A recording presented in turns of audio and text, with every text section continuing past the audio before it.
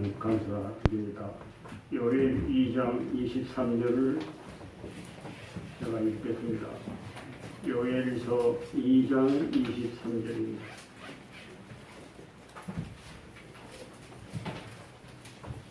시온의 자녀들아, 너희는 너희 하나님 여호와로 인하여 기뻐하며 즐거워할지어다.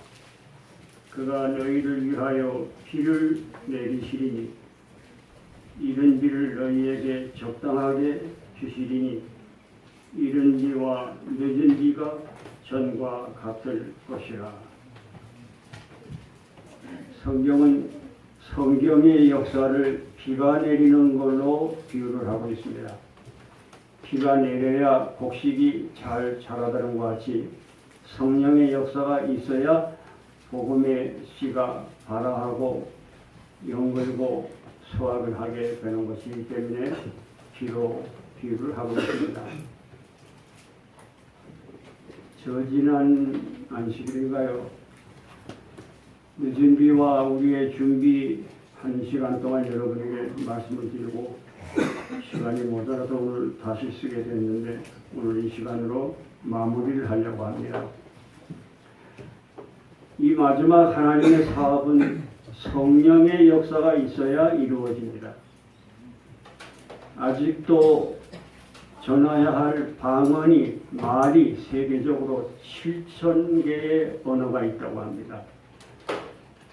그래서 이 사업은 마지막에 늦은 비를 통하여 번개의 속도로 마른 잔디에 불 붙는 것과 같은 속도로 확산될 것이고 우리가 예상했던 것보다 훨씬 다른 방법으로, 다른 모습으로, 깜짝 놀라는 방법으로, 우리가 생각하지 못했던 엉뚱한 방법으로, 인간이 계획하는 정반대의 방법으로 이 사업이 삽시간에 마칠 것을 이야기하고 있습니다. 늦은 비를 받는 데는 여러 가지 우리들이 하여야 할 의무, 조건들이 있습니다. 성경에는 조건으로 가득 차 있습니다. 조건이 없으면 의가 무너집니다. 왜냐하면 하나님의 품성과 하나님의 보좌의 기초는 사랑과 공의이기 때문입니다. 시편 89장 14절. 사랑과 공의가 하나님의 보좌의 기초이기 때문에 그러합니다. 우리가 어떻게 준비를 하면 늦은 비를 받을 수 있을까? 첫째는 이른 비의 역사를 하셔야 합니다. 둘째는 빗대로 사셔야 합니다. 셋째는 정결한 마음을 가지셔야 합니다. 넷째는 선교 사업에 관심이 있어야 합니다. 늦은 비는 세천사의 기별을 마치는 능력이기 때문에 선교에 관심이 없는 사람들은 성령의 역사가 필요 없습니다. 마지막으로 틀에 박힌 고정관념을 가진 사람들은 성령께서 쓰실 수가 없기 때문에 늦은 비를 받지 못하는 것입니다. 첫째, 이른 비를 받아야 성령이 내립니다. 복음의 씨앗이 싹도 안 텄는데 늦은 비가 필요가 없죠.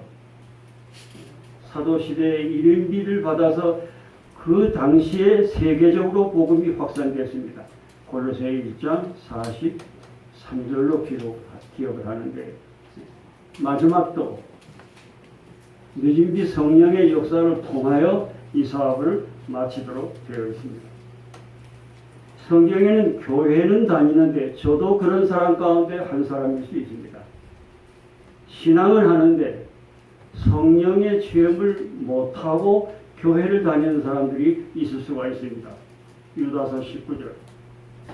이 사람들은 당을 짓는 자며 육에 속한 자이며 성령은 없는 자니라. 성령의 역사가 없으면 그리스도인이 아니라고 이야기를 합니다. 로마서 8장 9절. 미련한 처녀들이 거절을 당한 것은 성령의 역사가 없었기 때문에 그러합니다. 마태복음 25장 8절. 이른비의 역사, 복음의 씨가 싹이 트고 성장하고 열매를 맺도록 하는 그 과정을 사도시대에 내렸던 이른비 역사로 비유를 하고 있습니다. 성령은 죄를 깨닫게 하시는 역사를 하십니다. 요한복음 16장 8절. 성령은 회개하도록 하십니다. 로마서 2장 4절. 성령은 죄를 저항하게 하십니다. 로마서 8장 2절.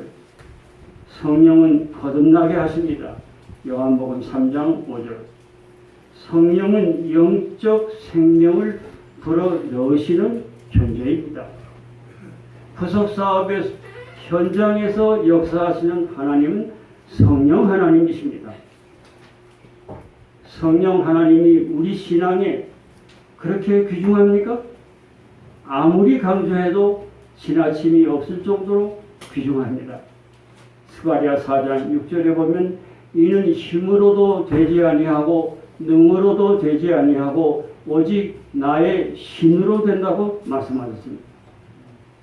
그런 이른비의 역사를, 성령의 역사가 그렇게 귀한데 어떻게 하면 성령을 받을 수가 있을까요? 두 가지만 말씀드리겠습니다. 사도행전 2장 38절.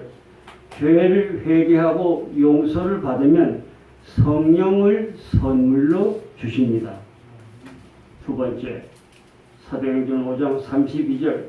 하나님의 말씀을 순종하는 자들에게 성령을 주십니다. 이런 귀한 은혜를 여러분과 제가 받게 되시기를 간절히 바랍니다. 여기 아주 두려운 말씀이 있습니다. 이른비의 실패를 싹도 안 났는데 이른비의 실패를 늦은 비로 보충하려고 하는 것은 무서운 실수를 저지르고 있다고 했습니다. 논리적으로도 같은 이야기죠. 아직 싹도 안 탔는데 늦은 비가 필요가 없죠. 그래서 이른 비의 체험을 해야 늦은 비를 받을 수 있다고 하는 것입니다. 추운 비는 등한히 하면서 늦은 비로 모든 것을 해결하려고 하는 것은 두려운, 무서운 실수를 저지르는 것입니다. 목사 506. 두 번째, 빚대로 사는 사람들에게 늦은 비 성령을 주십니다. 이사야 2장 5절입니다. 야곱 족속아 오라 우리가 여호와의 빛에 행하자. 요한일서 1장 7절. 저가 빛 가운데 계시는 것 같이 우리도 빛 가운데 행하면 그 아들 예수의 피가 우리 죄를 사하실 것이요. 에베소 5장 9절. 빛의 열매는 모든 착함과 의로움과 진실함에 있느니라. 하늘이 주시는 권고, 교훈, 책망, 경고, 그거를 총칭해서 하는 것을 빛이라 그렇게 이야기합니다. 다른 말로 하면 하나님의 말씀의 뜻대로 사는 것을 의미하는 것입니다. 그런 사람들에게 늦은 비 성령을 주시겠다고 약속을 하십니다. 시편 119편 105절. 주의 말씀은 내 발의 등이요 내 길의 빛이 니이다. 그런데 안타깝게도 소수의 사람들만 빛 가운데 있는 것을 보았다고 이야기합니다. 성경도 마태복음 7장 13절 14절에 좁은 문으로 들어가라. 생명으로 인도하는 문은 좁고 길이 험하여 찾는 사람이 적고 사망으로 인도하는 문은 길이 넓고 평탄해서 들어가는 사람이 많다고 이야기를 합니다. 제가 옛날에 감리교인하고 성경 공부를 했는데 이 마태복음 7장 옛날에는 마태복음 7장 13절 좁은 문에 대한 설교를 참 많이 들었습니다. 요즘에는 그런 설교를 별로 듣지 못한 것 같아요. 그 감리교인이 저보고 하는 말이 장로님 넓은 길은 예수 안 믿는 불신자 길이고 좁은 눈은 예수 믿는 문이죠. 그렇게 주장을 합니다. 여러분은 어떻게 생각하십니까? 성경은 성경으로 해석을 해야 되는 거죠. 여기 문할 때 문은 무엇을 가리킵니까? 요한복음 10장 9절에 내가 문이니 그랬습니다. 누가 문입니까? 예수가 문입니다. 그러므로 좁은 문도 예수 믿는 문이고 넓은 문은 불신자가 아니라 넓은 문도 예수 믿는 문입니다. 예. 그래서 누가복음 12장 32절에 보면 적은 무리요 무서워 말라 그 나라를 너희에게 주시기를 기뻐하시느니라. 역사적으로 이 기독교회가 유지되어 오는 것은 적은 무리 때문에, 남은 자손 때문에, 남은 무리 때문에 유지되는 것입니다. 예. 여러분이 다 좁은 문을 갖게 되시기를 간절히 소망합니다. 아멘. 소수의 사람들이 빛 가운데 있는 것을 보았다. 이 사업의 중심부에 일하는 책임 있는 사람들 중에 졸고 있는 사람들이 있다고 이야기합니다. 받은 빛을 따라 사는 사람들만이 더 큰 빛을 받게 될 것입니다. 우리가 적극적인 그리스도인 독성의 본을 따라 매일 전진하지 않으면 우리는 늦은비 성령을 받지도 못하고 깨닫지도 못한다고 이야기를 하고 있습니다. 왜냐하면 실물교훈 65페이지에 보면 신앙의 정지는 곧 죽음이라고 말씀하십니다. 살아있는 신앙은 향상하고 발전하게 되어 있기 때문에 그러합니다. 그래서 빛을 열렬히 찾는 사람들, 하나님의 말씀의 뜻을 따라 살기를 원하는 사람들에게 늦은비 성령을 주십니다. 하늘에 빛을 주어졌을 때 그것을 거절하는 사람들은 그리스도를 거절하는 것이라고 이야기를 합니다. 어떤 이들은 영적 활력을 받을 어떤 특별한 기회를 한가로이 기다리고 있다. 지금 하여야 할 의무는 게을리하면서 준비는 별로 하지 않으면서 늦은 비가 오면 그 모든 것들이 다 충족될 걸로 그렇게 한가하게 기다리고 있다고요. 이것은 그렇게 되는 것이 아닙니다. 종로의 계단 34페이지에 보면 많은 사람들이 어떤 사건이 일어나면 그때 가서 지금까지 걸어오던 신앙의 방향을 그때 완전히 믿음편으로 바꿀 수 있다고 스스로 자위하는 사람들이 있다고 말합니다. 그러나 일생 길러온 습관, 교육이 오히려 어떤 위기를 당했을 때 굳어지기가 쉽지 거기서 방향을 튼다고 하는 것은 거의 힘들다고 하는 것입니다. 여러분, 늦은 비는 하나님의 의는 짐승의 표는 어느 날 갑자기 받는 것이 아닙니다. 세상을 본받고 세상을 따라 사는 사람들은 짐승의 표를 받기 위하여 준비하고 사는 것입니다. 진리를 붙들고 자기 영혼을 정결케 하기 위하여 사는 사람들은 하늘의 모습을 본받고 하나님의 살아계신 인을 받기 위하여 준비하고 있는 것입니다. 증언 5권 216.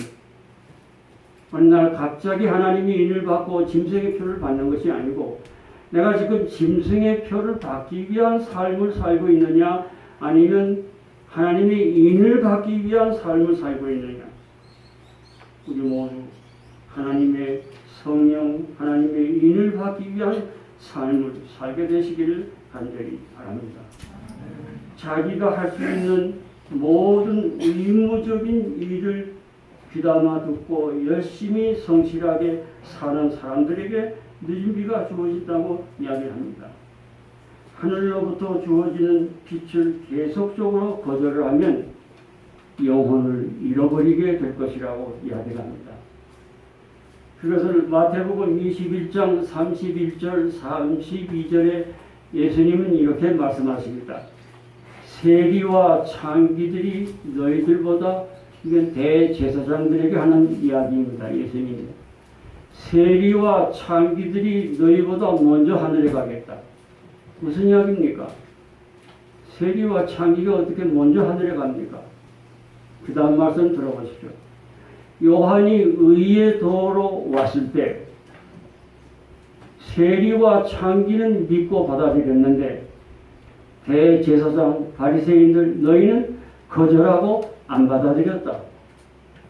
너희 보기에는 하늘에 갈 수 없는 죄가 많은 세리와 창기이지만 믿음으로 죄를 회개하면 자기가 지은 죄가 많기 때문에 더 헌신적으로 하나님께 열성을 다하기 때문에 오히려 그런 사람들에게 희망이 더 있다고 하는 것입니다. 우리가 아무리 타락했을지라도, 우리가 지은 죄가 아무리 클지라도 진심으로 회개하면 하나님은 다 용서하시는 것입니다. 그런 사람들에게 희망이 더 있다고 이야기를 하는 것입니다. 나는 재림 교인들에게 하나님이 기독교 역사상 가장 넘치도록 빛을 주신 증언을 연구하라고 하는 기별을 받았다고 이야기합니다. 여러분이 아시는 대로 성경의 영감성과 증언의 영감성은 똑같습니다. 증언이 작은 빛이고 성경이 큰 빛이라고 할 때 질적으로 적다는 이야기가 아니고 목적과 기능에서 적다고 하는 이야기입니다. 왜냐하면 영감에는 등급이 없기 때문에 그러합니다. 이렇게 엄청난 빛을 가지고 있는 우리들이 빛을 거절하는 사람들이 있습니다. 이 증언의 빛을 거절하는 것은 스스로 남은 자손이 되기를 포기하는 것입니다. 성경 보시겠습니까? 계시록 12장 17절을 펴보십시오. 남은 자손의 두 가지 특징이 있습니다. 계시록 12장 17절. 그 두 가지 특징이 무엇입니까? 하나님의 계명과 예수의 증거는 계시록 19장 10절에 예언하신 증언이죠.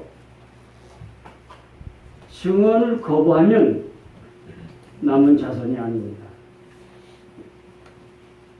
오직 성경, 오직 증언, 거기서 신앙과 활력, 골격을 잡는 여러분들이 되시기를 간절히 소망합니다. 하나님은 주어진 빛의 분량에 따라서 심판을 하십니다. 누가복음 12장 48절에 받은 것만큼 다시 찾겠다고 이야기합니다. 우리는 하늘에 보내는 모든 빗줄기들을 감사하는 마음으로 붙들고 그 빛대로 사셔야 합니다. 우리가 그리스도를 받아들일 때 그리스도인 생애를 살 수 있는 능력도 받는다고 하는 것을 믿게 되시기를 간절히 바랍니다. 하나님은 어떤 교훈을 실천할 수 있는 준비도 하지 않고 이것 해라 저것 해라 그렇게 하시는 분이 아니기 때문에 그러합니다. 눈이 멀고 마음이 강팍해지는 것은 빛을 거절하기 때문입니다. 흔히 그 과정은 점차적이어 거의 알아챌 수 없다.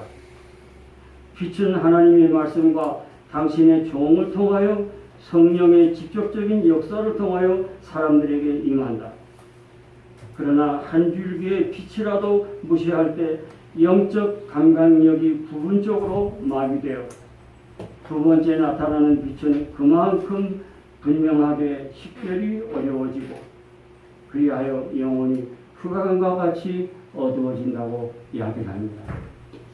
예배가 지루하고 성경 보는데 취미가 없고 기도하는 게 별로 내키질 않고 그것은 영적으로 병이 들은 증언입니다. 우리 학생들 중에 그런 학생들이 한 분도 없게 되시기를 간절히 바랍니다.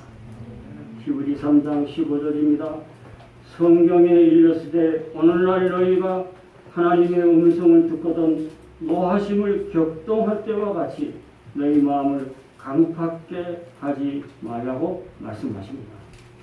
세 번째 조건입니다. 어떤 사람들에게 늦은 비를 주실 것입니까? 정결한 마음에 늦은 비를 주십니다. 고린도후서 7장 1절입니다.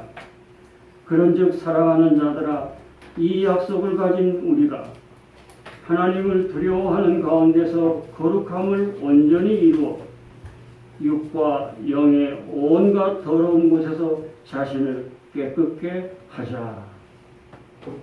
영혼의 성전을 정결케 하고 늦은 비에 소나기를 받도록 준비한 사람들에게, 다시 말하자면 늦은 비는 불결한 것으로 더러운 것으로 충만히 채워진 마음에는 결코 임하지 않는다고 이야기합니다. 리뷰엔 헤라드 1891년. 노력은 하지 않으면서 늦은 비로 모든 것을 충당하려고 하는 두려운 실수.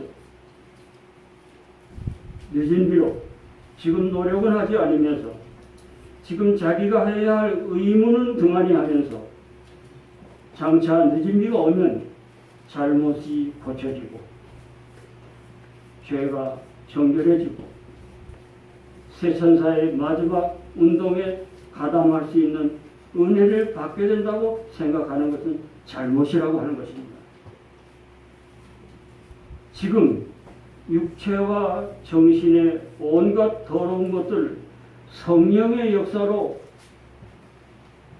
깨끗하게 준비된 마음에 성령께서 임하십니다. 모든 시험을 당하여 어떤 희생에도 불구하고 이기는 자들은 늦은 비를 받기 위하여 준비가 될 것이다. 시험 고통스러운 것인데 왜 하나님이 시험을 허락하실까요? 고난은 하나님을 만나는 길목이기 때문에 그러합니다. 고난을 통하지 않고는 순결하게 될 수 없기 때문에 그러합니다. 그래서 이사야 48장 10절에 보면 내가 고난의 풀무 가운데서 너희를 택했다고 말씀하십니다. 마음이 가난해야 하나님에 대한 필요를 느끼고 하나님을 믿는데 마음이 부요하면 이스라엘 백성들이 젖과 꿀이 흐르는 가나안에 들어가면 그들의 심령이 어떻게 되겠다고 성경은 예언하고 있습니까? 신명기 31장 20절 배부르고 살찌면 하나님이 떠나겠다고 말씀하십니다.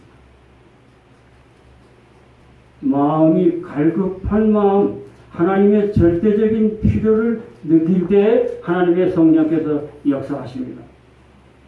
여러분과 제가 그런 간절한 심령이 되게 하시기를 간절히 바랍니다.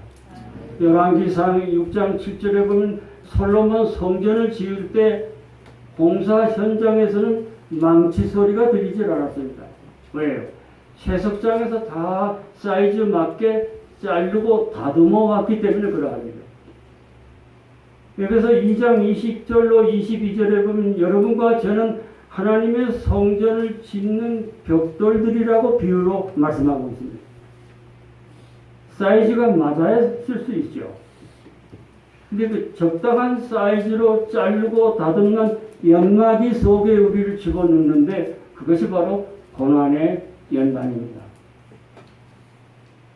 진리의 끌과 연장을 통하여 불쑥 나온 것을 자르고 다듬고 대패질해서 규격에 맞는 성전 벽돌로 채워질 때 그런 심령에 하나님의 성령께서 충만하게 내려주시겠다고 이야기를 하고 있습니다.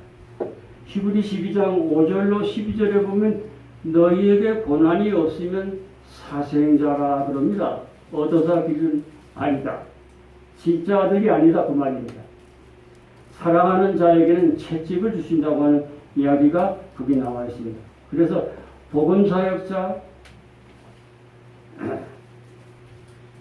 보면 어떤 말씀이 있는가 하면 이런 말씀이 있습니다. 복음사역자 270쪽에 보면 어떤 영혼이 저런 상태로 계속 있으면 안 된다고 하는 판단이 들 때 평탄한 생애를 방해하신다 그랬습니다. 무슨 이야기입니까? 시련을 허락하시겠다고 하는 이야기입니다. 엘리야를 하늘로 되불고 가시기 전에 엘리야가 한 곳에서 오랫도록 편안하게 있으므로 영적인 새로운 체험을 얻지 못하는 일이 없도록 하기 위해서 엘리야를 자꾸 이것저것으로 옮겼다고 이야기합니다. 때때로 여러분에게 원치 않는 어두운 섭리를 하나님이 혹 허락하실 때 하나님께서 내가 쓸모있는 사람이기 때문에 나를 단련하시는구나 하는 믿음을 갖게 되시기를 간절히 바랍니다. 그래서 사도행전 524페이지에 보면 고난의 시험이 오는 것은 하나님이 그 백성을 버리신 게 아니고 오히려 사랑하고 택하기 때문에 그냥 내버려 두기 아깝기 때문에 시련을 통해서 우리를 단련해서 준비시켜서 구원하시는 하나님의 섭리라고 하는 이야기입니다. 로마서 5장 3절 5절입니다. 우리가 환난 중에도 즐거워하나니 환난은 인내를, 인내는 연단을, 연단은 소망을 이루느니라. 야고보 1장 2절로 4절 여러 가지 시험을 만나거든 온전히 기쁘게 여기라. 이는 믿음의 시련이 인내를 만들어낸다. 거기서 인내가 생긴다고 하는 것이죠. 인내를 온전히 이루라. 그리하여 조금 더 부족함이 없게 하려 하심이라. 품성의 혈안들을 고치고 심령의 전에서 모든 불결한 것을 정결케 할 때 하나님의 성령께서 충만히 역사하게 될 것입니다. 고린도전서 3장 16절 17절 하나님이 천사와 사람을 지으실 때 하나님의 성령이 거하시는 성령의 전으로 우리를 지으셨습니다. 너희가 하나님의 성전인 것과 하나님의 성령이 너희 안에 거하시는 것을 알지 못하느냐? 누구든지 하나님의 성전을 더럽히면 하나님이 그 사람을 멸하시리라. 하나님의 성전을 거룩하니 너희도 그러하니라. 하나님의 성령이 거하시고 역사하시는 이 전이 우리의 몸이 하나님의 전이기 때문에 그 전을 깨끗하게 보관하라고 하는 말씀입니다. 나는 만일 그들이 모든 저지르기 쉬운 죄와 교만, 이기심, 세상을 사랑하는 것, 옳지 못한 말, 행동을 극복하여 승리를 얻지 못하면 새롭게 하는 경험을 받을 수 없다고 이야기를 합니다. 야고보 3장 2절에 보면 말에 실수가 없는 사람은 온전한 사람이라 그렇게 말을 합니다. 말은 사상의, 믿음의, 품성의 표현이기 때문에 그러합니다. 그래서 잠언 10장 19절에 보면 말이 많으면 실수하기 쉬우니 그리스도인들은 말수가 적어야 한다고 이야기를 합니다. 말하기 전에 내가 이 말을 할 때 상대방이 어떤 영향을 받을까 미리 생각하고 말하는 습관을 기르라고 이야기를 합니다. 예수님의 형상을 온전히 반사하고 오점이 없는 품성에 하나님이 인을 신 다음에 늦은 비가 내려서 환난을 통과하도록 힘을 주시는 하나님의 역사라고 이야기합니다. 그러면 듣고 보는 것이 죄를 생각하게 하는 이 죄가 많은 세상에 어떻게 하여야 우리의 마음을 더럽히지 않고 살 수 있을까요? 여기 한 가지만 좀 말씀을 드리겠습니다. 영혼의 대로를 잘 지켜 불결한 생각을 일으킬 것은 읽지도 말고 더러운 생각을 일으킬 것은 보지도 말고 듣지도 아니하여야 한다. 안 그러면 밖에 있는 악이 속에 있는 악을 일깨워 영혼이 어두움에서 방황할 것이다. 우리가 아직도 빌립보 3장 21절의 말씀과 같이 아직도 죄의 존재에서 구원받은 존재가 아니기 때문에 밖에 어떤 좋지 않은 것을 보면 복음의 능력으로 잠복해 있던 죄와 연결이 될 수 있다고 하는 것입니다. 그래서 시험에 들지 않게 너희 자신을 주의하라고 하는 것은 시험과 유혹에 들 수 있는 그런 장소를 피하라고 하는 것입니다. 요셉은 좋지 않은 환경에 살면서도 보지도 못하고 듣지도 못한 것처럼 생활하였다. 자기의 심령을 믿음으로 영향받지 않고 잘 지켰다고 하는 것입니다. 그러므로 우리 학생들 특별히 스마트폰을 조심해서 다루시게 되기를 간절히 바랍니다. 하나님의 성령께서 여러분에게 하나님의 필요한 능력을 주셔서 그것을 분별해서 들을 수 있는 은혜를 주시기를 간절히 바랍니다. 안 그러면 심령을 깨끗하게 지킬 수가 없어요. 한가 좋지 않은 거 보면 내 마음이 더러워지기 때문에 그러합니다. 그래서 잠언 4장 24절에 더욱 내 마음을 지켜야 생명의 근원이 여기에서 난다고 이야기합니다. 사람은 보는 대로 생각하고 생각하는 대로 행동을 합니다. 생각은 행동을 낳고 행동은 습관을 낳고 습관은 품성을 낳고 품성은 영혼의 운명을 결정한다고 이야기를 하고 있습니다. 이른비 성령이 내렸을 때 누가 크냐 누가 높은 자리냐 그것이 없어졌을 때 서로 원한 시기 질투가 없어졌을 때 이른비 성령이 내린 것과 같이 마지막 늦은비도 그런 정결한 마음에 내려주실 것을 이야기하고 있습니다. 그럼 품성이 어떻게 변화됩니까? 믿음으로만 됩니까? 순간적으로 됩니까? 인간편에서 할 일이 아무것도 없습니까? 성화된 생애 84쪽에 보면 믿음의 노독들이 이적을 통하여 품성이 변화된 게 아니고 주위에 놔둔 성령 변화의 재료들을 믿음으로 활용해서 변화가 되었다. 그러므로 누구든지 변화의 재료들을 믿음으로 잘 활용을 하면 믿음의 노독들이 변화된 것과 똑같은 축복을 누리게 될 것이라고 그랬습니다. 그 재료들이 무엇일까요? 거룩한 말씀을 상고하는 것, 거룩한 율법을 순종하는 것, 절제 생활하는 것, 전원 생활하는 것, 그것들이 변화를 위한 재료들입니다. 그 중에 하나가 죄된 자아와의 싸움이다. 어떻게 변화되느냐? 한번 들어보십시오. 그리스도께서는 완전한 품성을 얻는다는 일이 쉽지 않다고 보증을 하셨습니다. 완전한 품성은 저절로 생겨나는 게 아니고 선천적으로 받는 게 아니고 우연히 생기는 게 아니고 죄된 자아와의 끊임없는 싸움입니다. 하나님은 은혜와 능력을 주시지만 품성 형성은 자기가 하는 거라고 이야기를 합니다. 타고난 성질과 계속 싸우셔야 합니다. 그게 고린도전서 15장 31절 나는 날마다 죽노라. 좋지 못한 습관과 성격하고 날마다 싸우셔야 합니다. 실물적은 331쪽을 펴놓고 기도하는 마음으로 우리 학생들 잘 읽어보시기를 간절히 바랍니다. 노력은 하지 않으면서 죄를 이기려는 결정적인 노력은 하지 않으면서 여행을 따라 품성이 변화되기를 기대하는 사람들은 실망할 것이라고 이야기합니다.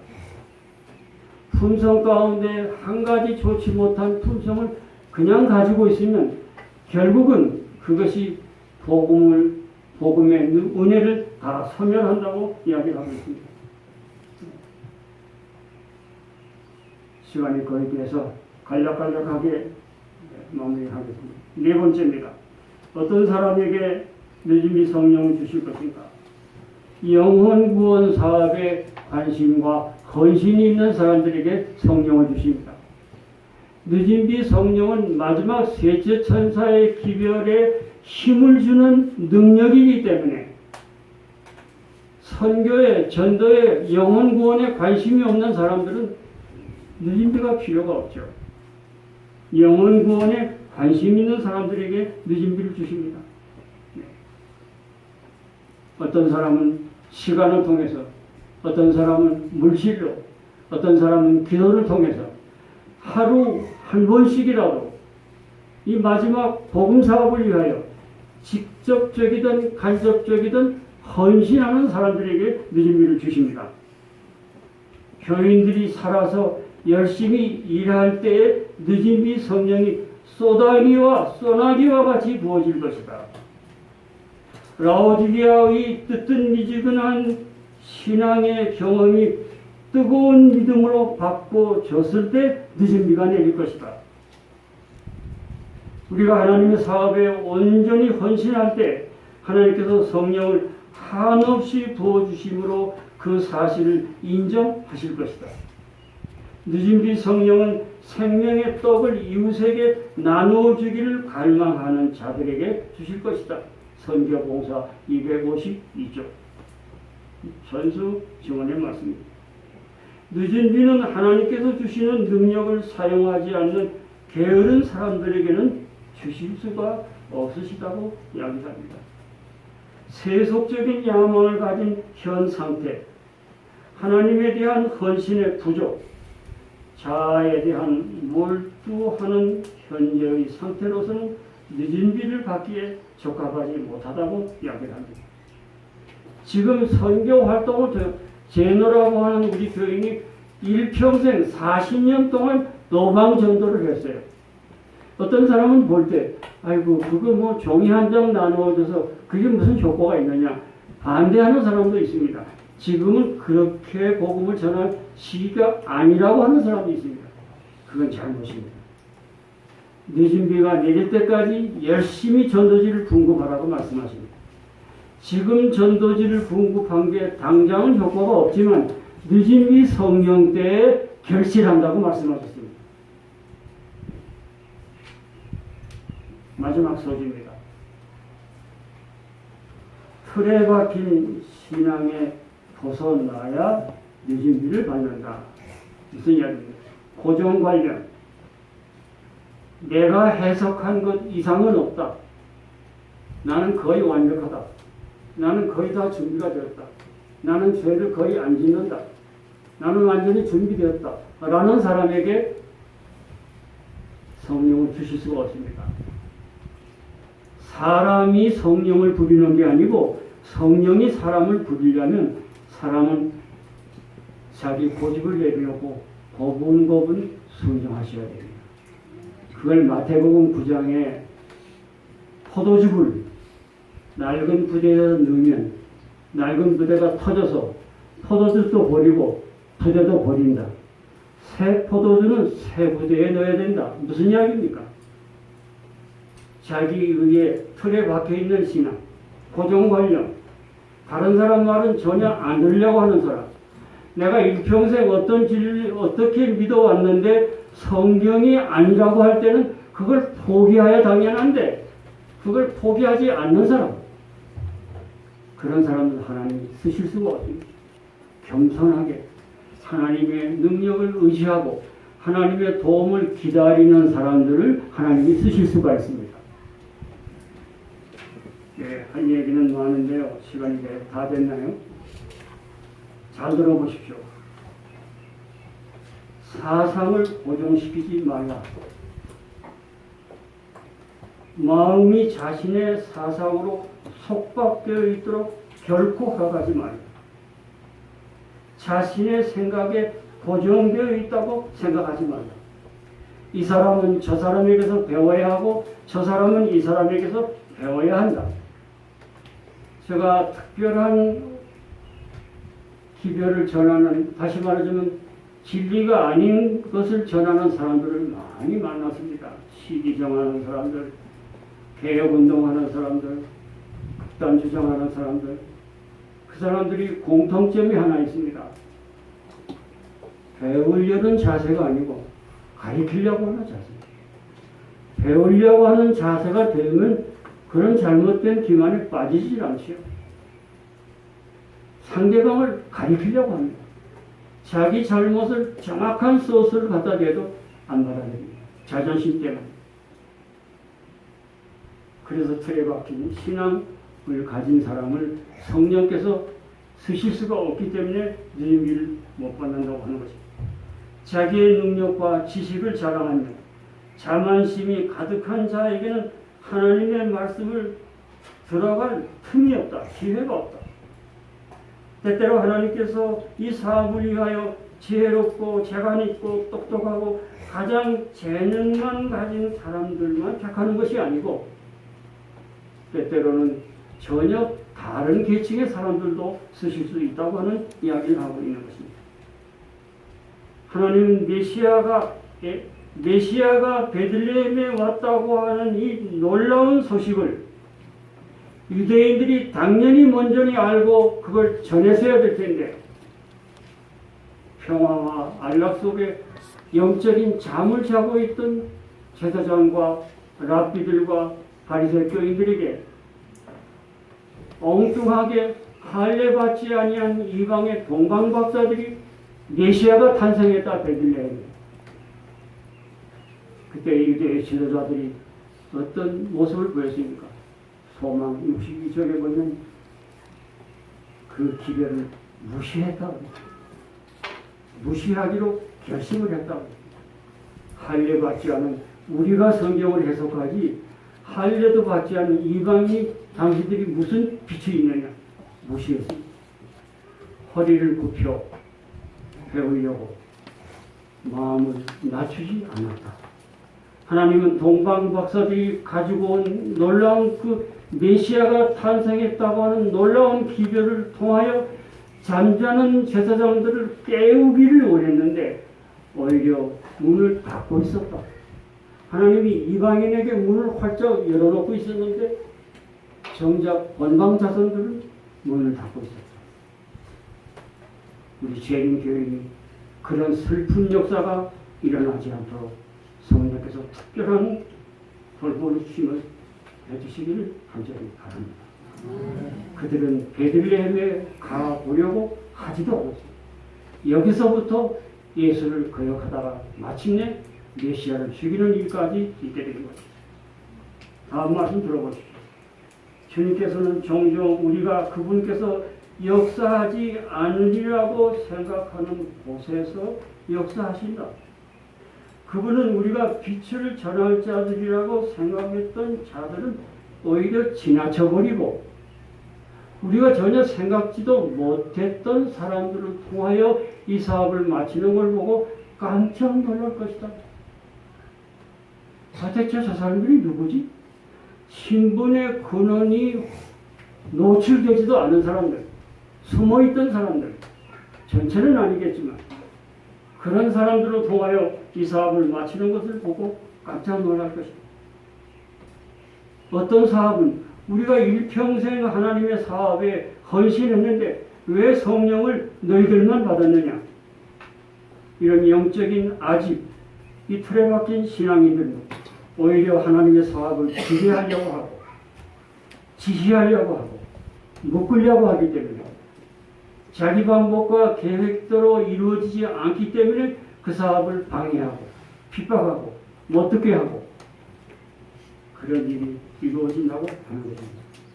그래서 증언 5권 722쪽에서 쭉 보면 책임 있는 위치에 있는 사람들이 하나님의 사업을 방해하지 않도록 조심하라 그랬습니다. 어떤 지정된 통로를 통해서만 이루어져야 그게 하나님의 사업이고 그 지정된 통로 밖에서 이루어지는 사업을 전혀 인정하지 않느냐고 하는 거예요. 물론 그렇다고 오류까지 포함하라는 것은 결코 아니죠. 오류가 아니고 하나님은 빛의 통로를 여러 통로를 가지고 계십니다. 이런 사업, 저런 사업, 교단이 직접 운영하지 않으면서도 평신도들을 통하여 이름 없는 사람들을 통하여 이루어지는 어떤 사업들 함부로 정죄하거나 방해하거나 비난하지 말라고 말씀하십니다. 왜냐하면 하나님께서는 당신이 쓰시는 여러 가지 통로를 가지고 계시기 때문에 그러합니다. 성령의 역사가 얼마나 귀합니까? 유대 지도자들이 저희도 성경을 깨닫지 못할 수도 있고 성경을 잘못 해석할 수도 있고 성경을 잘못 인용할 수도 있는 것조차 인정하려고 하지 아니하였다. 우리가 전한 기별과 거의 반대되는 무식한 어부, 너희들이 무슨 권리로 그 기별을 전하느냐? 초대교회 당시와 같이 마지막에도 그런 일이 있을 것을 이야기하고 하나님의 백성들을 극단주의자여 세습에 취하였다고 하는 비난을 받을 것이라고 이야기하고 있습니다. 자, 이제 시간이 다 돼서 마무리를 하려고 합니다. 러시아 북극 지방에 22명의 재림 교인을 가진 교회가 있었습니다. 한 사람, 두 사람 교회를 안 나오기 시작하더니 나중에는 8명의 교인이 남았어요. 그것도 목사님 가정을 빼면 4명, 4명인가 5명밖에 안 남았어요. 문을 닫을 수밖에 없는 기회가 왔습니다. 몇몇 분들이 혁명적인 어떤 일이 일어나지 않는 한 문을 닫을 수밖에 없다.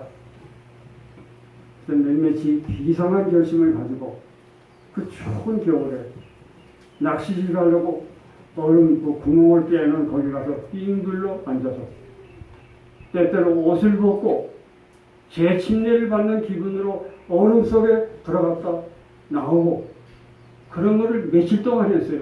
그리고 그 주위에 앉아서 손을 잡고 성령을 달라고 간절히 기도했어요. 어떤 역사가 일어나는지 아십니까? 1년 동안에 8명의 교인밖에 안 남은 그 교회가 1년 동안에 80명의 침례자를 했어요. 6곳의 교회가 개척이 됐어요. 오늘날도 교회가 자꾸 교인이 줄어들고 젊은 사람들이 빠져나가고 여러분 교회당이 비고 이 근본적인 원인은 세속적인 영향도 있지만 성령의 역사가 없기 때문에 그러합니다. 성령의 역사가 있으면 놀라운 경험이 개인과 교회에서 일어나는 것입니다. 그걸 증언은 이렇게 이야기를 합니다. 한번 들어보십시오. 복음사업이 그처럼 무력한 이유는 성령의 역사가 없기 때문이다.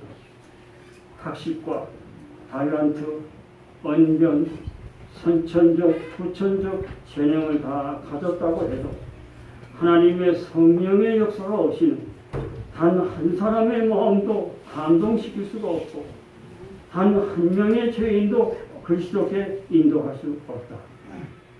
이와 반면에 아무리 무식한 제자일지라도 그리스도와 연합하고 성령의 선물을 받게 되면 사람의 마음을 움직일 수 있는 능력을 갖게 될 것이다. 하나님께서 그들이 우주에서 최고의 강화를 비치는 하나님이 쓰시는 통로로 만드실 것이다. 실문경 328쪽. 우리 교회가 하나님이 지금 이 마지막 남은 교회에 바라시는 것은 더 많은 목사도 아니고 더 많은 자금도 아니고 더 많은 방법도 아니고 더 많은 시설도 아니고 뇌진비를 받기 위한 성령으로 충만한 남녀들을 오늘 이 교회에서 하늘이 가장 바라시는 소망인 것을 여러분과 제가 깊이 깨닫고 뇌진비를 위하여 준비할 수 있는 이 절호의 시간에 우리 각자가 개인과 교회를 위하여 마지막 남은 사업을 위하여 우리 학생들이 특별히 여러분 연영적으로 제가 이 말을 간간히 자주 하지만 여러분들은 14만 4천 명의 후보자들이 될 수 있어요. 연영적으로. 노약자들은 다 미리 잠재우시니까요. 우리 같은 사람은 다 잠재우시니까요. 여러분들은 지금 정말 14만 4천 명의 훈련을 받고 죽음을 맛보지 않고 예수를 영접할 수 있는 그런 연령층에 여러분들이 있어요. 성령의 선물을 달라고 지난 시간에 말씀드렸죠. 하나님의 보좌를 압력을 넣으라 그랬어요. 중원에 보면. 하나님은 귀찮게 하도록 성령을 달라고 아주 때를 쓰라고 그런 비슷한 증언의 말씀이 있어요. 개인의 신앙을 위하여, 이 교회를 위하여, 마지막 이 위대한 구속사업의 마무리를 위하여 늦음이 성령을 받도록 우리 모두가 준비되게 하시기를 간절히 바라며 말씀을 마치겠습니다.